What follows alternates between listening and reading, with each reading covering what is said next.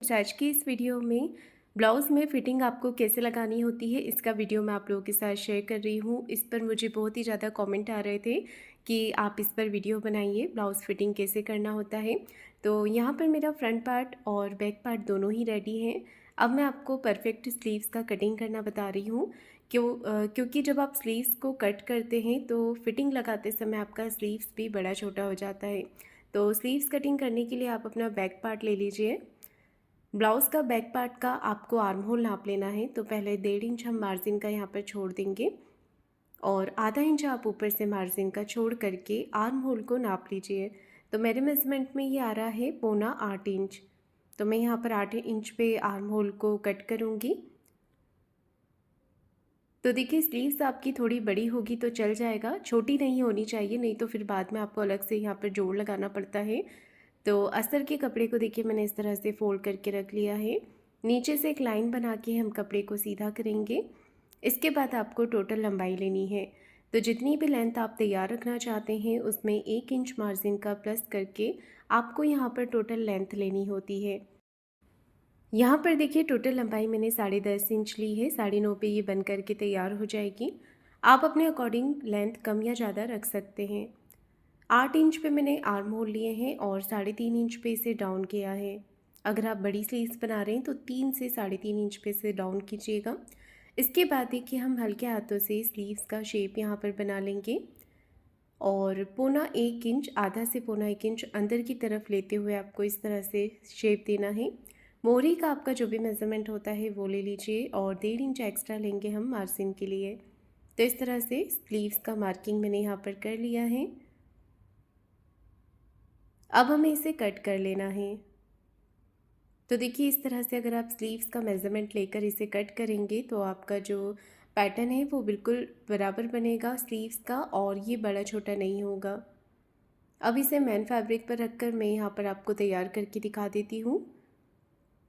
Centre में एक छोटा सा कट लगा लेंगे और इसे खोल करके आपको फ्रंट के लिए यहाँ पर इसे कट कर देना है। और जब आप फ्रंट आर्म होल कट करते हैं तो यहाँ पर क्रॉस का निशान लगा लीजिए ताकि स्लीव्स को जोड़ते समय आपको पता रहेगा कि ये पार्ट आपको फ्रंट में ही अटैच करना है।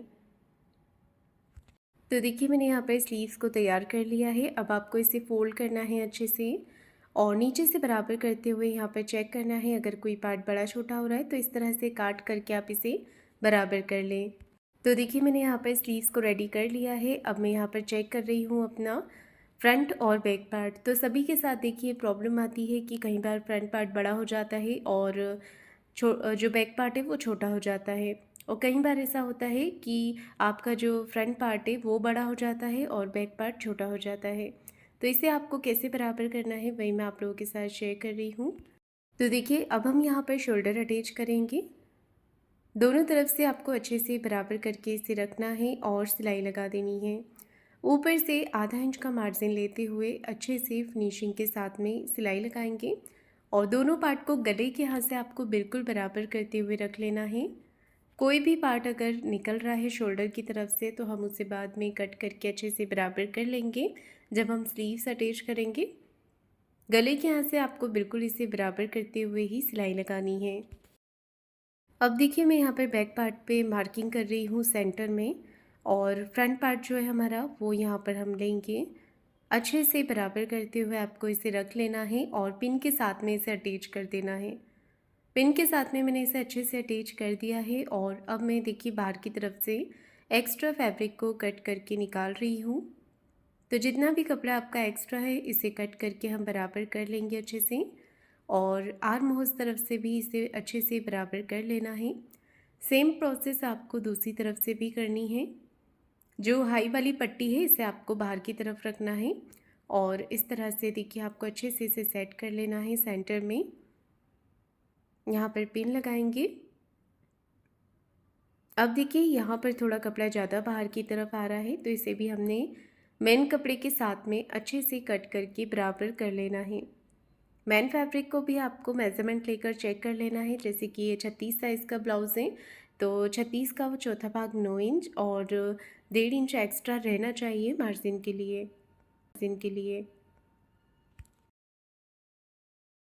अब देखिए मैं यहाँ पर स्लीव्स को अटैच कर रही हूँ, तो सेंटर से बिल्कुल बराबर करते हुए रख लेना है और आधा इंच का मार्जिन कवर करते हुए फिनिशिंग के साथ में हमें सिलाई लगानी है। स्लीव्स का अगर एक्स्ट्रा पार्ट बाहर की तरफ आ रहा है तो आप इसे निकलने दें, बाद में हम कट कर देंगे इसे। पर स्लीव्स आपकी जो है वो छोटी नहीं होना चाहिए। आधा इंच का मार्जिन कवर करते हुए हम यहाँ से भी सिलाई लगा लेंगे अच्छे से और स्लीव्स के ऊपर आप एक सिलाई दोबारा से और लगा लीजिएगा। तो देखिए अच्छे से मैंने यहाँ पर स्लीव्स को अटैच कर दिया है। अब आपको क्या करना है कि जो स्लीव्स का जॉइंट है ना, ये जॉइंट से जॉइंट यहाँ पर मिलने चाहिए। तो इस तरह से आप सिलाई लगाइएगा। अगर आप चाहें तो डायरेक्ट सेंटर से ही सिलाई यहाँ पर लगा सकते हैं कि जो जॉइंट है वो बिल्कुल एक ही जगह पर रहें, ऊपर और नीचे नहीं होना चाहिए। जॉइंट से जॉइंट मिलाते हुए हम सिलाई लगा लेंगे इस तरह से। एक्स्ट्रा जो भी पार्ट स्लीव्स का निकल रहा है इसे भी कट करके निकाल देंगे। अब एक सिलाई हम दोबारा से यहाँ पर और लगा लेंगे।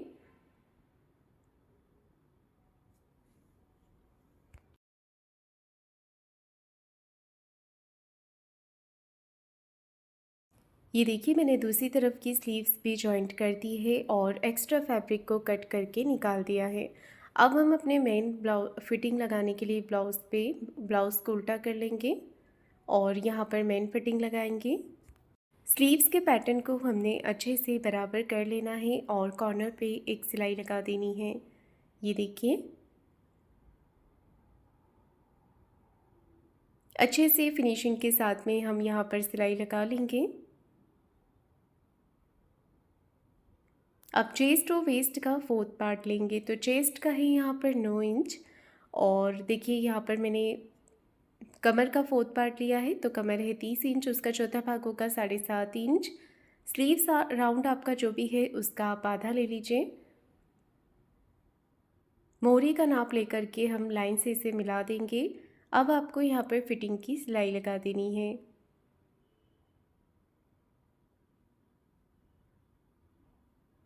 ब्लाउज़ फिटिंग करने में देखिए बहुत ही इंपॉर्टेंट है कि आपने कटिंग कैसे की है। अगर कटिंग प्रॉपर होगी आपकी तो फिर जो ब्लाउज़ है उसमें फ़िटिंग भी प्रॉपर आएगी। ये देखिए मैंने यहाँ पर सिलाई लगा दी है। ऐसे ही हमें दूसरे साइड से भी ब्लाउज़ को फिटिंग कर लेना है। तो देखिए मैं आपको ब्लाउज़ को सीधा करके दिखाती हूँ कि इसके जो जॉइंट है स्लीव्स के, वो जॉइंट से जॉइंट प्रॉपर तरीके से मिल गए हैं और यहाँ पर फिटिंग की सिलाई भी जो है वो बिल्कुल सीधी आई है। तो फ्रेंड्स आपको आज का ये वीडियो कैसा लगा है मुझे कमेंट करके ज़रूर बताइएगा और इस ब्लाउज़ का फ्रंट और बैक पार्ट पूरा कटिंग का आपको इसी चैनल पर मिल जाएगा।